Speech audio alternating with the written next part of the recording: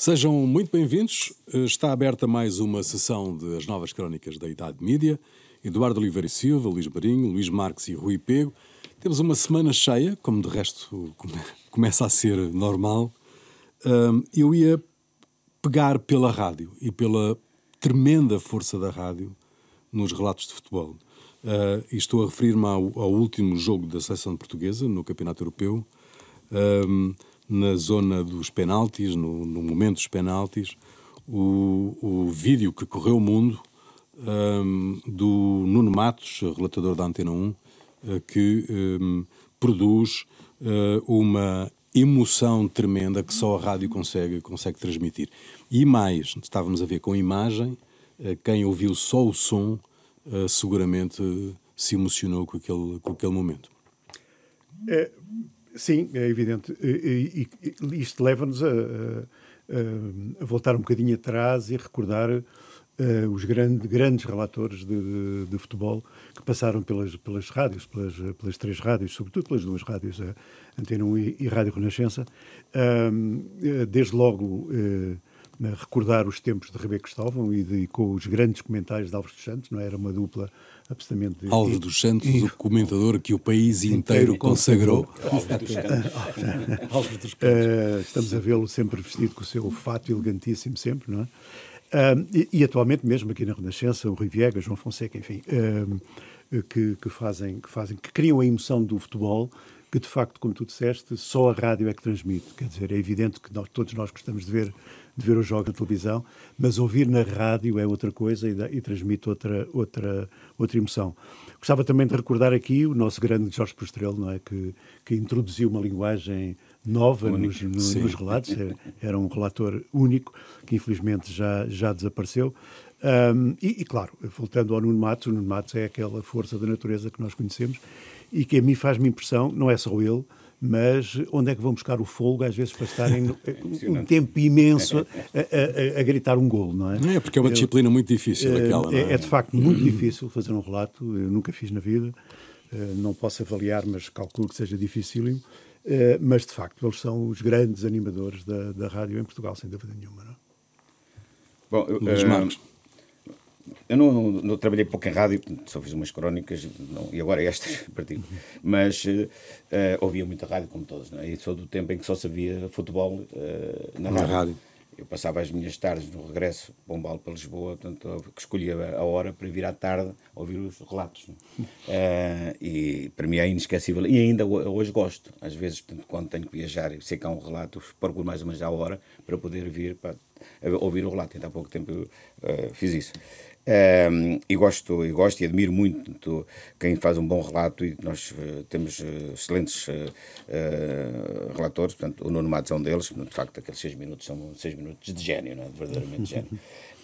Tenho muitas saudades do Postrelo, com quem trabalhámos, eu e o Luís, na SIC, eu estive com ele no célebre jogo do AZ Alkmaar, que o Sporting ganhou no último minuto, com um gol de canto, em que ele estava lá, e foi aí que ele teve o problema. Eu lembro-me de ter abraçado a ele, portanto, esfuziante, no final do jogo, e passado meia hora ele estava caído, e foi uma tragédia, portanto, foi uma tristeza imensa, mas já não voltou a recuperar. Tenho por aí, portanto, um grande respeito pelos profissionais da rádio, que continua a ser um meio muito forte, e aliás, é uma coisa extraordinária, que é o seguinte: toda a gente deu a rádio como morta, que há uns anos atrás, vocês recordam-se bem disso.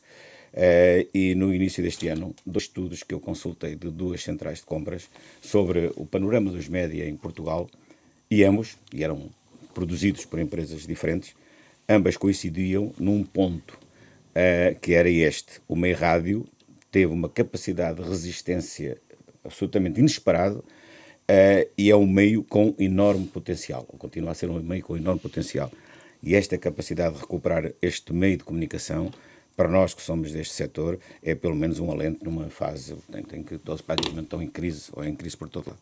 Sem dúvida nenhuma. Eduardo? É isso. Realmente a rádio é um meio extraordinário. Tem esta... E prova que a rádio se sabe reinventar e manter-se. aliás, faz agora 5 anos que a Rádio Observador também existe e sentiu-se que ela foi um apor, em certo sentido. A Renascença, a própria Antena 1 mantém-se muito bem, como se vê com o Nuno Matos e a parte do futebol, mas há uma coisa que eu acho... Só tenho pena de uma coisa, é que com a modificação da televisão por canais já não dê para ouvir tudo ao mesmo tempo, não é? Sim. Quando era, não é? Porque havia aquela tentação de desligar e porque agora com a diferença de 20... Aliás, acontece que as pessoas estão a ouvir rádio e festejam e nós estamos a ver e só 30 segundos depois e outra coisa que a rádio ficou prejudicada, só nesta componente do futebol, é que cada vez há menos jogos importantes à tarde. Sim, exato, também é verdade. E só à noite. E à noite as pessoas estão a ver na televisão, enquanto que à tarde depois vou no carro. É o que me acontece. Às vezes vejo, quando eu vejo que há jogos assim a meio da tarde, ao fim da tarde, o melhor horário para a rádio no futebol é à aquela hora para ouvir, porque depois à noite já não é a mesma coisa. E isso foi pena. Eu só tive uma experiência que fui ver, foi o Ribeiro Cristóvão, na altura eu trabalhava aqui na Renascença e ele mandou-me fazer uma repórter de campo num Benfica. Também mandou a mim uma vez. E aquele... Foi um desastre, foi um desastre. Eu também não era a minha vocação, manifestamente. Foi um desastre monumental. Ele estava lá em cima e diziam assim, fala aí com não sei quem, é esse que está aí ao teu lado. Qual é esse? Qual é? Bom, muito bem. Portugal joga esta sexta-feira, nós estamos a gravar quinta, e isto é importante hoje porque há aqui um conjunto de temas que é preciso saber que estamos a gravar na quinta-feira. De resto, nesta tarde de quinta-feira em que estamos a gravar, não sabemos, por exemplo, o que é que se passou no Parlamento com a convocação que André Ventura fez dos polícias para assistirem nas galerias e nas escadarias do Parlamento, para assistirem à discussão de uma proposta do Chega. É uma coisa quase que raia o absurdo, não é? Esta iniciativa de André Ventura. Eu penso que é uma forma de coação. E os sindicatos da polícia responderam? Não, responderam bem. Nem todos. Nem todos. Mas, enfim, o Sinopol, que é o sindicato básico, respondeu bem, distanciaram-se o suficiente. Há uma coisa que eu acho, é que o André Ventura, ao falar todos os dias e criar sempre situações... Isto fez-me lembrar aquele PREC da Constituição Civil, não é? Não sei como é que as coisas estão a acontecer nesta altura, mas dentro do Parlamento e fora do Parlamento, aquele tipo de pressão é um bocado prequiano e eu acho que ele está a exagerar, manifestamente. Não retira a razão, o fundamento aos polícias, mas esse tipo de coação política, que é disso que se trata, acho que é excessiva. É mesmo mais de coação, é infiltração, não é? Há uma infiltração, uma tentativa de infiltração do Chega na polícia. É um precedente perigosíssimo, até porque sabemos que, não sei se é o único, mas o Chega defende que os polícias se possam inscrever em partidos políticos e sindicatos, etc. Sindicatos já têm, mas em partidos políticos e, obviamente, isso é uma situação absolutamente absurda, não é? E esta convocatória absolutamente sui generis de um partido político que venham cá fazer barulho, não me parece que seja saudável para a democracia. No entanto, o problema é que nós nunca sabemos, até entre ganhos e perdas, qual é o saldo para o Chega nisto, não é? Infelizmente, não é fácil de calcular. Dentro dos cidadãos mais sensatos, obviamente, que isto só merece repúdio, não é? Mas o problema é que nem todos os cidadãos são sensatos e a nossa sociedade está a começar a ficar muito, muito dividida. O Chega, quando nós falamos do Chega, estamos a falar de André Ventura, porque é André Ventura mais 1 ou 2.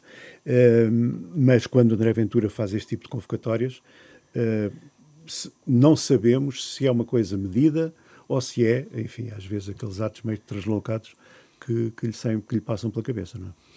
Luís Marques. Esta iniciativa do Chega, do ponto de vista democrático, é absolutamente intolerável. Um partido político responsável, no caso concreto não é, que apela aos polícias para uma concentração em frente à Assembleia da República, remete-nos, como já foi dito, pelo Eduardo, para o PREC e para o cerco ao Parlamento promovido pelas forças de extrema-esquerda, pelo PC em particular. Ver a extrema-direita a adotar procedimentos políticos iguais aos do Partido Comunista há 50 anos atrás não deixa de ser, portanto, estranho, insólito mesmo, e absolutamente condenável. Acho que isto vai correr mal ao André Ventura. Nós ainda não sabemos o que é que vai acontecer, portanto, estamos ainda antes da sessão que iniciar, portanto, não sabemos o que é que está a passar, mas não acredito que isso tenha sucesso. Poderão ir meia dúzia de alguns polícias, não acredito que isto tenha apoio entre a massa. Portanto, os polícias são cidadãos como os outros e são responsáveis como os outros. Têm os seus problemas, mas são problemas, portanto, têm que ser resolvidos na sede própria, não desta forma. Acho que o André Ventura está a caminhar para um aventureirismo político que lhe vai correr mal. Para mim não tenho absolutamente dúvidas sobre isso. Vai saber agora, interessa saber também como é que o Partido Socialista se vai comportar na votação que vai haver da proposta do Chega, porque isso é muito importante. É importante que o Chega seja derrotado nesta votação, porque se passar a proposta do Chega, isso então ainda é mais insólito. Vai ser derrotado, pelo menos é essa a previsão que tem que ser, não existe. Não há outra alternativa. Mas a não ser que o PS tenha perdido a cabeça. Desculpem só, eu acho que seria interessante nós analisarmos aqui um bocadinho o tipo de comunicação mais comum no Chega, não é? Este tipo de situações que eu não acredito, como, vamos lá ver, André Ventura pode ter muitos defeitos, mas falta de inteligência é uma coisa que ele não tem. E pode-lhe faltar sensatez, mas o problema é que tipo de ganhos este tipo de comunicação confere. O que é certo é que no passado isto tem dado ganhos ao Chega. É evidente que há sempre um limite, como o Luís e o Eduardo já aqui falaram. É evidente que há de chegar uma altura que as pessoas vão dizer, bem, isto já não faz nenhum sentido. Mas o que é certo é que nós todos os dias, e quando digo todos os dias, é todos os dias, há notícias do Chega. É o único uma conferência partido, de imprensa por dia. É o único partido que consegue este fenómeno. Todos os dias há notícias do Chega. Na televisão, nas rádios, nos jornais, etc, etc. E isto é uma estratégia de comunicação que lhe tem dado grandes ganhos. Bem, Luís, espera aí, nas europeias não deu. Não, nas europeias não deu. O ponta de lança era mau. Bem, mas não foi o ponta de lança e também ele, não é? Porque se ele dissesse assim, ele podia ter feito como o indivíduo livre que fez. Que não tem nada a ver com isto, não é? Mas ele não fez isso. Não é? Os cartazes estava ele com o candidato. Em todos os comícios praticamente só falava ele. E até havia aquela coisa, portanto, que o Ricardo Luís Pereira foi em dois, onde é que está o Oli, que era o candidato, portanto, do Chega, não é? Que não estava em lado nenhum. Ele é que falava. Portanto, aquilo também é uma derrota para ele. Sim, claro que sim. E foi uma grande derrota, não foi uma derrota pequena, não é? Vamos ver, o futuro nos dirá se o resultado das eleições legislativas não foi um epifenómeno, portanto, dentro daquilo que é a existência do Chega. Veremos. Agora, tenho algumas dúvidas que este aventureirismo do André Ventura resulte.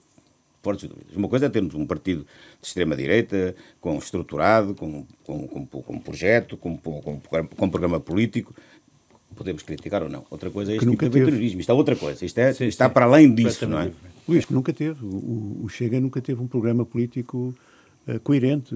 E o discurso do André Ventura foi sempre isto, não é? E o que é certo é que chegou onde chegou, do ponto de vista das legislativas. É verdade que as europeias não lhes correram bem e nós não sabemos se isto já é uma descida consistente. O esvaziar do balão. Se é um esvaziar do balão ou se foi apenas uma coisa circunstancial. Daqui a algumas horas saberemos. Sim, claro. Se a mobilização não resultar, é uma grande derrota para ele.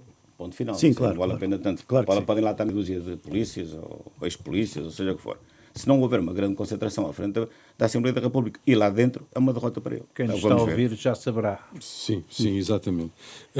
Já que estamos na polícia, a Polícia Judiciária esta manhã, e recordo outra vez, estamos a gravar quinta-feira, esta manhã lançou 100 agentes para buscas às empresas de Luís Bernardo e do sócio, de um dos sócios dele, que foi alvo por suspeitas de corrupção e de triangulação de concursos públicos, por aí fora. Como é que é possível que uma empresa de comunicação esteja de todos os lados da questão, que assessora empresas de comunicação, que esteja do lado do Estado também. Como é que é possível que isto se produza? Bom, agora começo eu. Bom, o Luís Bernardo tem um trajeto que é conhecido, que cruza a atividade política e a comunicação, que é o negócio em que ele sempre... Enfim, veremos no futuro o que é que vai resultar. Não podemos julgar por antecipação, porque não sabemos. Há aqui acusações que são graves. Veremos o que é que resulta deste processo. Não vale a pena estarmos a falar sobre isso, porque não temos dados para saber. Mas há uma coisa que temos aqui um dado. Que é complicado, grave, no meu entender, e outro que é um pouco insólito.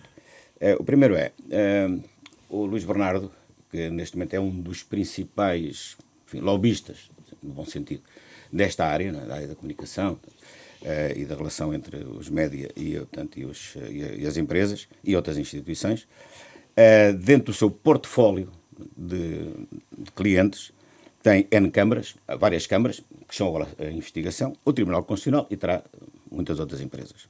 Mas também tem a Média Capital e a Global Notícias. Sendo que, nestes dois casos, as notícias que têm vindo a público dão-nos não apenas como alguém que presta serviços à Média Capital e à Global Notícias, mas alguém que esteve por dentro da arquitetura da que resultou a nova configuração acionista destas duas empresas. E para mim o que é absolutamente preocupante é que alguém que possa estar do lado de quem trabalha a comunicação de empresas que têm uma relação com os média, nomeadamente dar notícias, fornecer portanto, dados sobre as empresas, aí, por outro lado, está do lado das empresas que as recebem e a que as publicam ou que emitem. Isto é uma grande promiscuidade. Que não é de agora, isto não é novo, aliás já houve no passado, e há outras empresas, aliás, de comunicação, que provavelmente também terão clientes nos dois lados. A relação das empresas de comunicação com os média dá só por si um programa, porque há aqui muitas promiscuidades que há muitos anos que são discutidas, que já foram alvo de grandes polémicas dentro do jornalismo, que agora está um bocadinho mais calmo, mas está muito mais calmo porque o assunto saiu da agenda, não é que o tema em si não continua a ser muito importante. E o facto disto acontecer agora é mais uma razão para isto ser discutido e para que os jornalistas olhem para isto. Não há nenhuma regulação sobre isto, não há nada que diga que uma empresa não pode ter clientes na comunicação e fora da comunicação, mas provavelmente devia haver algumas regras tanto nesta matéria.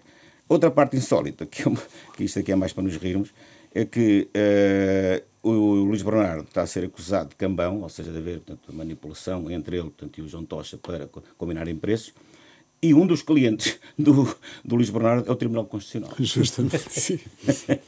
Supostamente tem juízo à altura de poder para identificar este tipo de coisas, sim.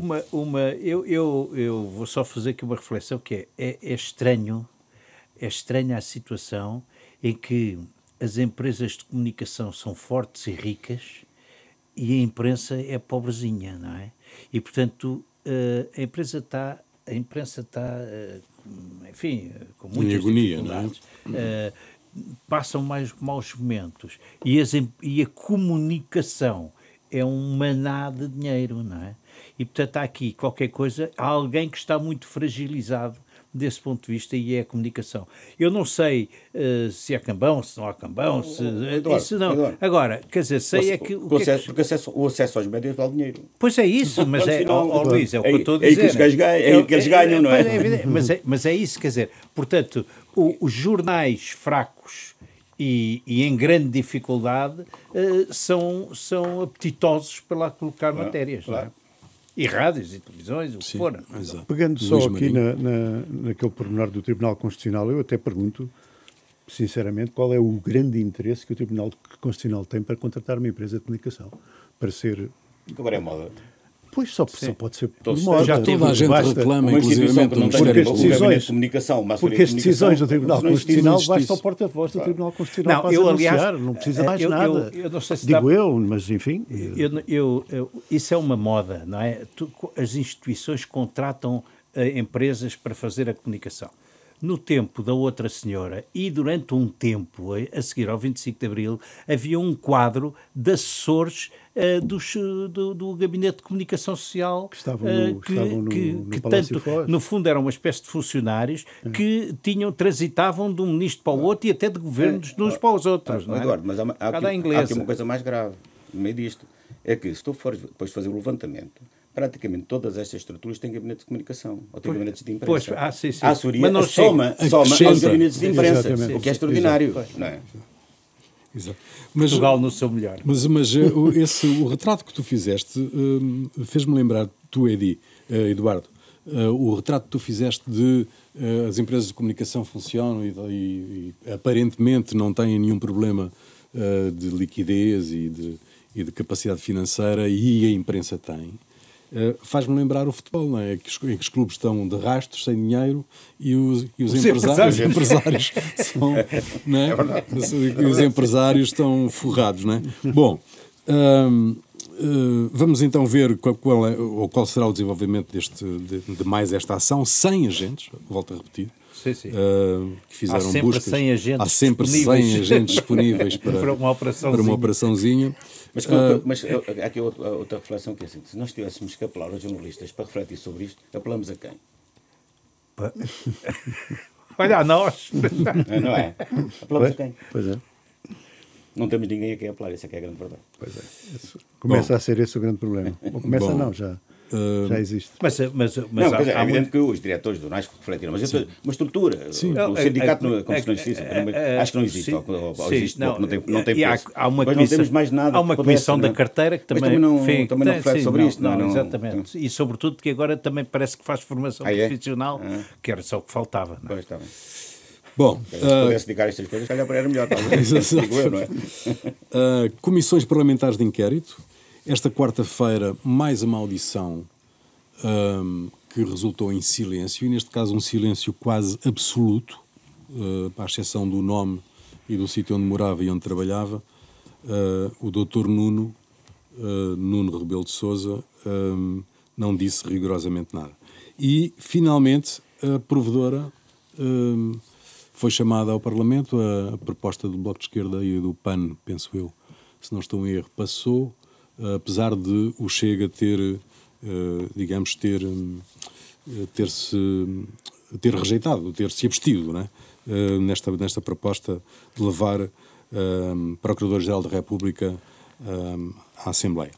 Bom, trata-se... E ela já aceitou, não é? E ela já aceitou, exato. De resto, Ventura disse que havia uma perseguição política aos órgãos de justiça com a conivência de parte da comunicação social e o branqueamento do António Costa. É extraordinário. Bom, trata-se de uma interferência do poder político, esta chamada da Procuradora à Assembleia?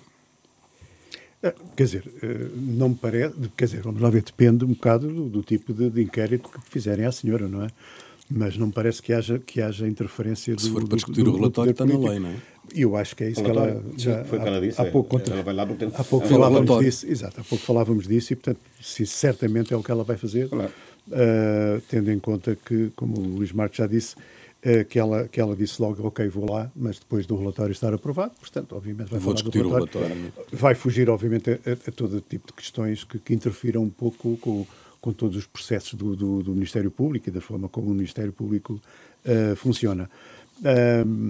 Nós corremos um risco, se não houver muito bom senso e se não houver uma negociação muito séria, nós corremos um risco de começar a haver alguma interferência do poder político no poder judicial.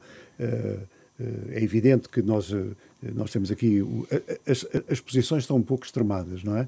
Temos aqui o grupo dos 50, que agora já são 100, não é? Portanto, a fazer uma pressão grande para... Os jornalistas do meio, parece. Pois, também há jornalistas, um deles, o Miguel Sousa Tavares. Não, mas estou a falar... Ele diz que já não é jornalista. Estou a falar de jornalistas no ativo. Sim, mas o Miguel já não é jornalista. Portanto, há de facto esse risco. Agora, que é preciso que alguma coisa se altere, também é verdade, não é? Portanto, isto, mais uma vez, é bom senso e, sobretudo, seriedade na negociação que se fizer e nos resultados que se obtiverem. Porque manter a justiça neste Estado é, de facto, atirar a democracia para o buraco e facilitar cada vez mais as posições extremistas, portanto, as posições de extrema-direita e até algumas de extrema-esquerda. Não é? Portanto, e nós temos exemplos disto, não só em Portugal, como em alguns países da Europa.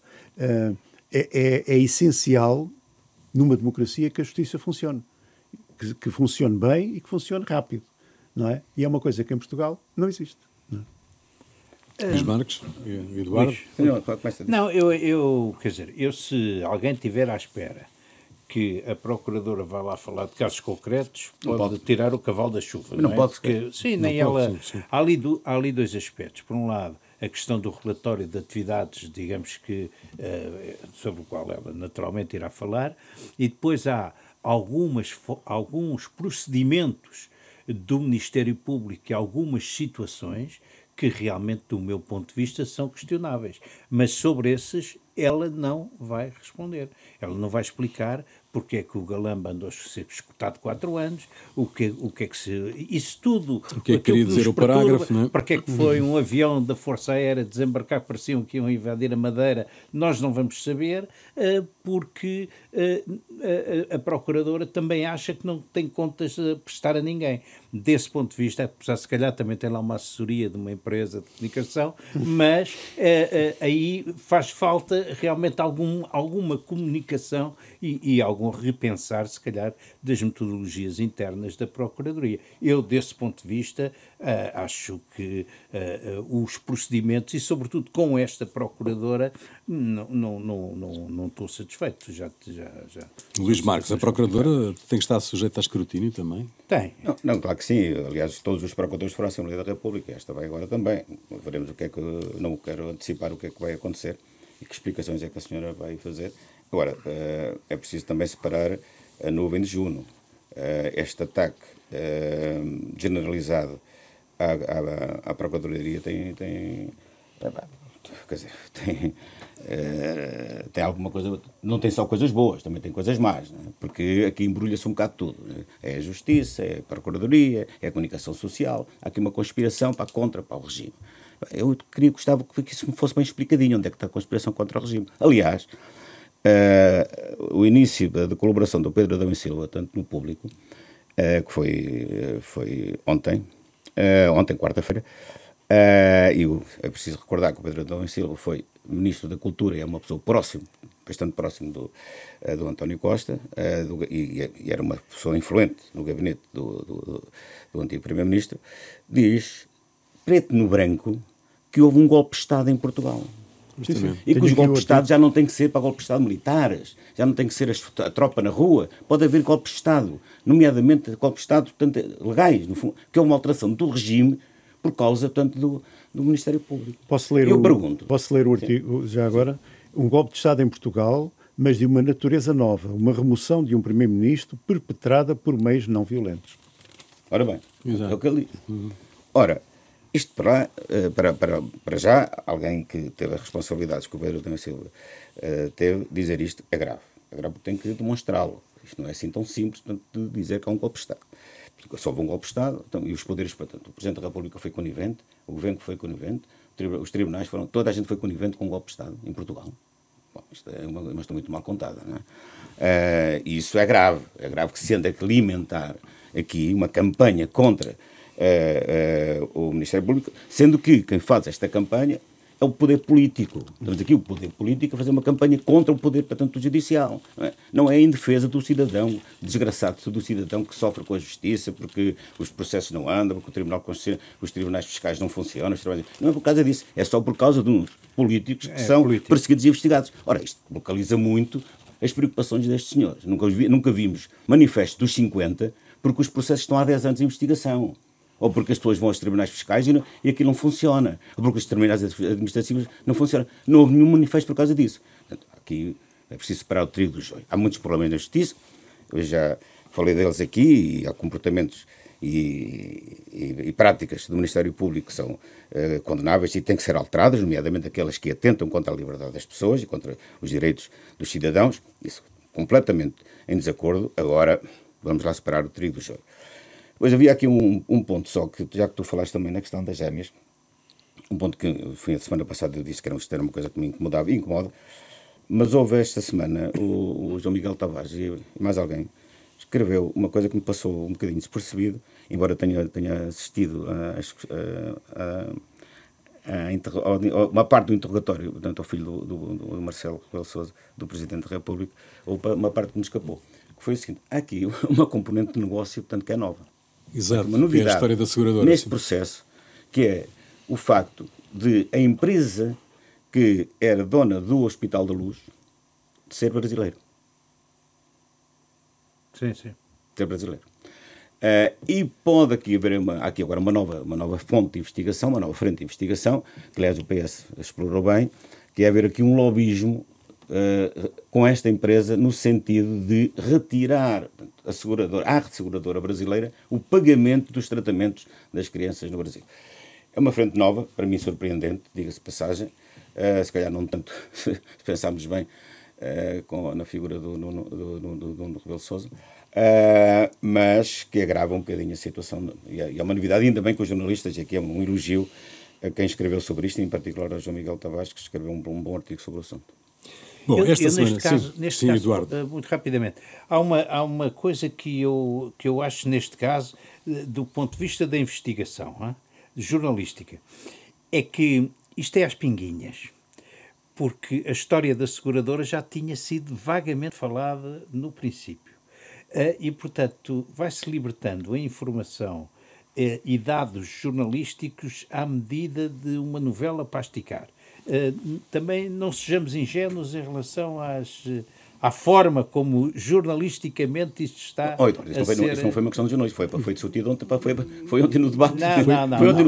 Foi a comissão. Peço desculpa, mas a notícia veio na TVI. Mas foi na comissão que foi discutido. Sim, mas eu estou a dizer, a notícia veio na TVI, num dado dia, dias depois havia este momento, que também já toda a gente sabia que havia, e nós veremos se não aparecerão... Eu estou só à espera do dia em que o nosso Eduardo Oliveira Silva vai assinar também o Manifesto dos 50. Não, isso não vai acontecer. Isso não vai acontecer. Mas todos nós conhecemos as redações e sabemos que se guardam coisas na gaveta. Mas é uma conspiração contra quem? Contra quem? Não, é um Big Brother que está ali. Não é isso que eu estou a dizer.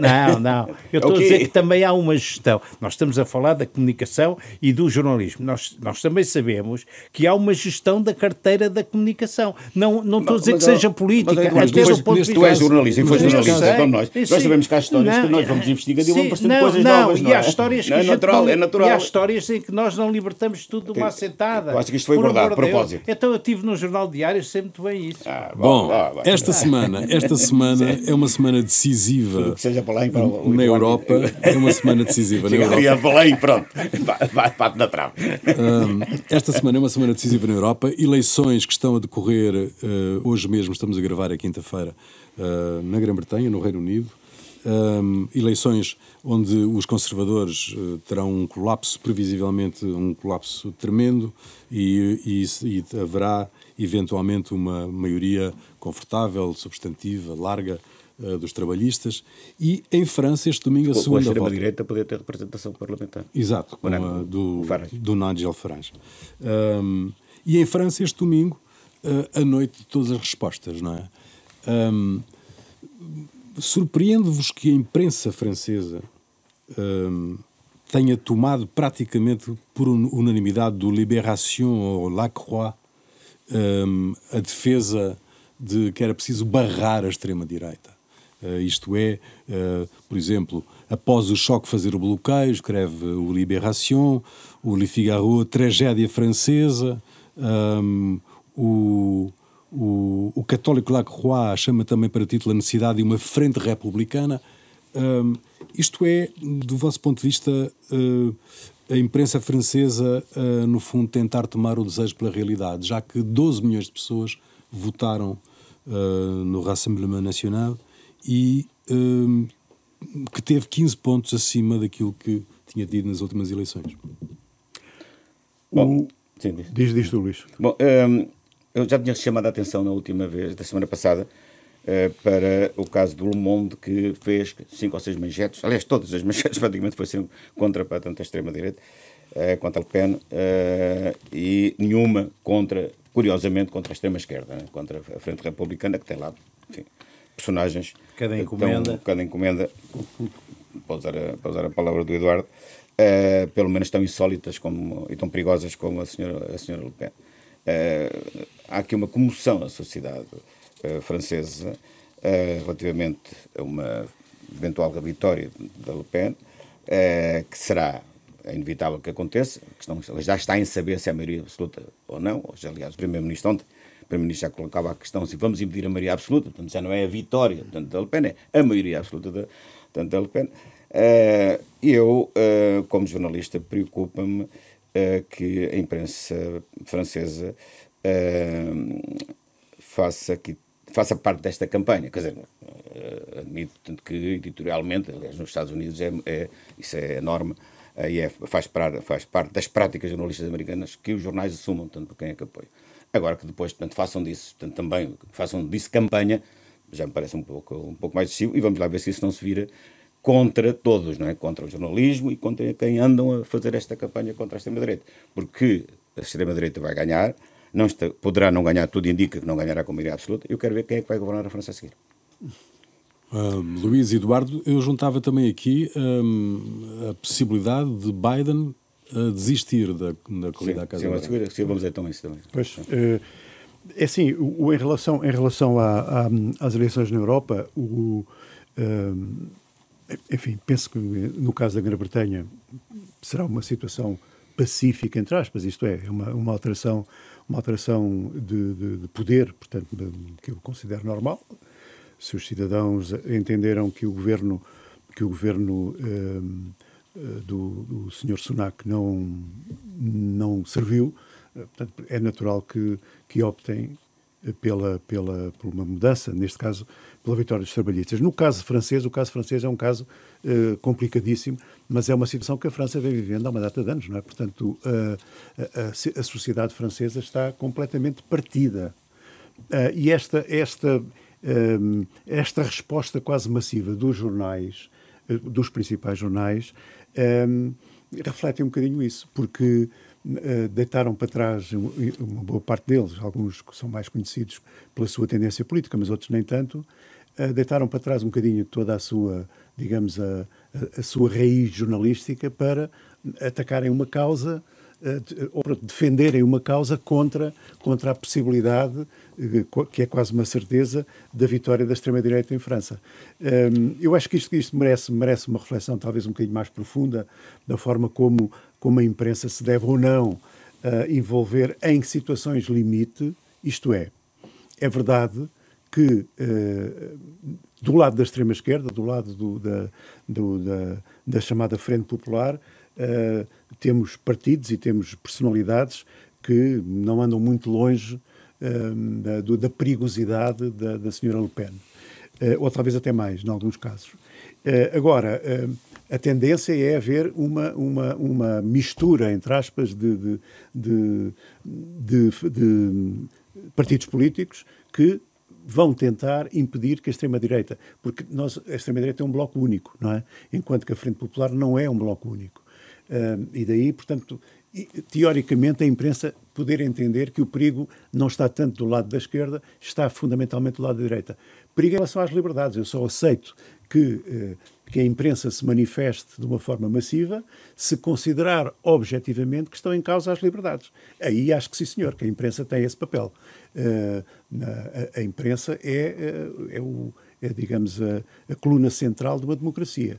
Portanto, se sente que a democracia está ameaçada pela vitória de uma determinada facção política, aceito que a imprensa se manifeste contra. Não sendo por aí, já me parece um bocadinho difícil de aceitar, mas a situação em França, como eu disse, não é uma situação fácil de resolver e não é uma situação fácil até muitas vezes de entender. Bom, o que eu vos proponho é que deixemos cair os grandes enigmas para podermos falar aqui desta notícia também do New York Times. Do Biden temos que falar. Por causa Deixa-me só dizer uma coisa aqui sobre claro. este tema. O Le Pen pai teve em 1978 0,2%. Portanto, qualquer coisa se passa na sociedade francesa para acontecer isto. Este frentismo da imprensa é um bocado estranho, mas é um sentimento anti-Vichy, quer dizer, em França ninguém quer ser conotado, as pessoas votam na Le Pen e no movimento. Mas depois cá fora há um certo pudor em assumir que é uma frente antifascista, é sei lá o quê, quando no fundo nós vimos agora com a Meloni, ela está em Itália e a Itália não acabou, não é? Portanto, por causa disso. Portanto, acho que é estas paranoias que às vezes atingem o jornalismo também. Mas estava eu a falar há pouco, o New York Times esta quarta-feira dizia que o Biden estava a ponderar abandonar a corrida e que terá confidenciado mesmo a alguém do seu staff que quase adormeceu no palco.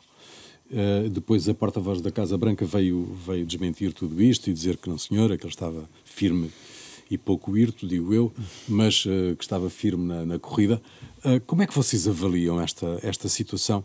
E, sobretudo, a ver o caso de jornais de referência norte-americanos que peçam ao Presidente para não se recandidatar. Que é inédito, não é? É inédito, nunca aconteceu, embora, como já disse um bocadinho atrás, a imprensa americana assume as suas opções políticas, embora isso depois não contamine a componente da parte editorial. Supostamente, não é? Agora, neste caso concreto, há uma tomada de posição do Conselho Editorial do New York Times que apela ao Presidente Biden para desistir. Diz expressamente, para servir o seu país, o Presidente Biden deve deixar a corrida. Depois, logo a seguir, ou no mesmo dia, o corpo editorial do Financial Times tomou a mesma posição, apelando inclusive a esposa do Presidente para o influenciar a desistir. E o próprio Economist também, portanto, no editorial, assume, dois sim, mas aí já foi logo quando as eleições, diz que Joe Biden deve dar o lugar a um candidato alternativo.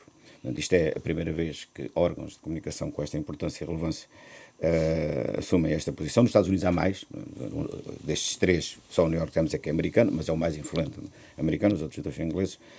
De qualquer forma, há aqui uma situação que nos remete quase para uma tragédia grega, não é? Portanto, é aqui um conflito shakespeariano, não é? Que é alguém que está no poder, que não quer largar o poder, ou que está sob pressão para largar o poder. Aqui é um drama, portanto, isto está tudo um drama que é, enfim, terrível desde logo para o Biden. Ele está visivelmente, portanto, diminuído. Aliás, alguns dos seus amigos mais próximos que escreveram textos contra ele, tanto para apelar a ele, nomeadamente o Paul Krugman, que é Prémio Nobel da Economia, que é um dos seus conselheiros pessoais e amigo dele, pessoal, escreveu um texto dramático a apelar que ele saia, portanto, uma coisa até pungente, portanto, o texto dele, porque, enfim, percebia-se que lhe estava a custar escrever aquilo. O Thomas Friedman, outro grande colunista, portanto, do New York Times, estava em Lisboa na altura, diz que chorou a ver o debate, e que foi com o peito dilacerado, portanto, pede a ele e à mulher que desistam. Bom, está aqui uma tragédia, ninguém sabe como vai acabar, porque depois dessa notícia que está um bocado referista ao New York Times, logo no dia a seguir, houve uma outra notícia a dizer que o Biden entrou numa reunião, portanto, de congressista do Partido Democrata a dizer que não, senhora, que vai até ao fim, pá, e que que ele não vai sair e que não conseguem correr com ele. Está aqui um drama tremendo, porque está em causa o futuro do mundo, da política, do mundo, não é só dos Estados Unidos. É terrível ele continuar, até porque há um outro colunista, também por acaso amigo do Biden, que diz uma coisa que é interessante, é que se ele for até o fim e eventualmente ganhar, há um outro perigo também, que é a Casa Branca ser comandada por funcionários não eleitos, que é em parte do que já está a acontecer. Luís Marinho, Eduardo? Eu não tenho muito a acrescentar aquilo que o Luís já aqui expôs, e muito bem. De facto, o que ressalta disto é, mais uma vez, penso que já no último programa falámos disto, é como é que é possível um país como os Estados Unidos estar num dilema entre dois candidatos, um chamado Donald Trump e outro chamado Joe Biden. Como é que isto é possível? Como é que isto pode acontecer? Eu ia hoje trazer aqui, como não era bem um enigma, mas um livro que eu já li, que é uma coisa que se chama A Próxima Guerra Civil, que é exatamente um autor de Stephen Marsh, que faz escreve um livro traçando cenários hipotéticos, mas depois que ele tenta comprovar com dados reais. Porque ele defende que a América está à beira de uma próxima guerra civil, de uma futura guerra civil. E de facto, nós até podemos achar que isto, enfim, que é muito especulativo, mas de facto, se nós lendo o livro e vendo de facto a realidade atual dos Estados Unidos, pode ser que não seja assim tão especulativo como isso. Eduardo. Eu já me dava por satisfeito de receber informação americana através da RTP, que não tem lá o seu delegado há mais de um ano, e portanto tudo aquilo que nós discutimos soubemos ou pelo Costa Ribas ou porque andámos a procurar na imprensa diária, na rádio, seja lá onde for. Era tempo da RTP meter lá, fosse quem fosse. Tem muitos bons jornalistas, já se sabe mais ou menos quem é que vai, mas que avance, bolas. Bom, termina aqui mais uma sessão das novas crónicas da Idade Mídia. Um programa de Eduardo Oliveira e Silva, Luís Marinho, Luís Marques e Rui Pego, produção de Marina Duarte, desenho sonoro de António Fialho, operações de emissão de Adrião Mendes, imagem de Ricardo Furtado. Novas crónicas da Idade Mídia, ao domingo, ao meio-dia, sempre que quiser, ao alcance de um clique. Até para a semana.